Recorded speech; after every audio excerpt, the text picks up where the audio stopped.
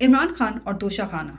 एक सादिक और अमीन लीडर इमरान खान के खिलाफ मुज़क्का खेज इल्ज़ामात और कैंगरू कोर्ट के भोंडे केस के फैसले पर एक नज़र और इमरान खान पर लगाए गए इन बेहुदा इल्ज़ामात की हकीकत।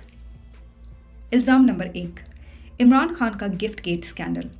साल 2018 से 2019 में इमरान खान ने मुबैना तौर पर 5.8 करोड़ के तोहफ़े फ़रोख्त किए थे। लेकिन एक सेकंड, उन्होंने न सिर्फ इस लेन देन का इंकशाफ किया बल्कि 3 करोड़ अपने बैंक अकाउंट में भी जमा कराए। बकिया रकम पर टैक्स दुरुस्त तरीके से अदा किया गया और बाकी रकम या तो नकदी में रखी गई या खर्च की गई। तो यहाँ जुर्म कहाँ है? इल्ज़ाम नंबर 2, गैर तहरीरी तोहफे की तफसीलात का पुरअसरार मामला। 2019 से 2020 की तरफ पढ़ें तो हमारे पास एक और जहन को हैरान करने वाला इल्ज़ाम है। बज़ाहिर इमरान खान को मिलने वाले तोहफ़े बतौर तोहफ़ा दिए गए, चुनांचे इन तोहफ़े की तफसील नहीं लिखी गई। तो जनाब, मौसूल होने वाले हर एक तोहफ़े का तहरीरी तौर पर इंदराज करना ना तो कोई जुर्म है और ना ही कोई कानूनी तकाजा। तो फिर हंगामा क्यों?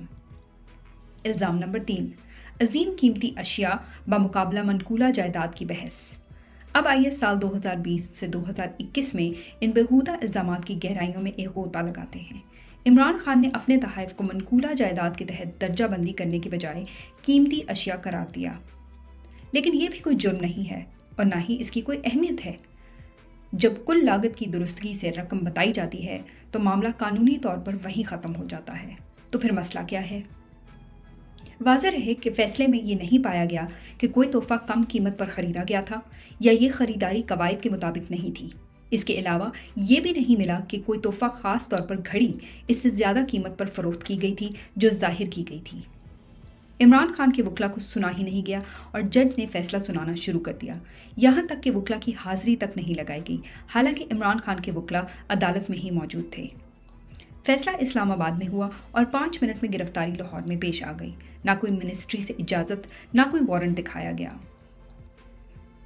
इस बोगस केस में कुछ नहीं है, तभी तो इमरान खान को गवाह पेश करने की इजाज़त नहीं दी गई और ना ही उनके वकला को दलाइल पेश करने की मोहलत। असल में फ़ैसला लंदन प्लान के तहत कई दिन पहले लिखा जा चुका था, सिर्फ सुनाना बाकी था। वरना 30 मिनट में जज ने 8 सफ़ों का फ़ैसला कैसे लिख दिया। अब वक्त आ गया है कि हम इस कैंगरू कोर्ट ड्रामे को ख़त्म करें और उन हकीकी मसाइल पर तवज्जो मरकूज़ करें जो हमारी कौम के लिए अहम हैं।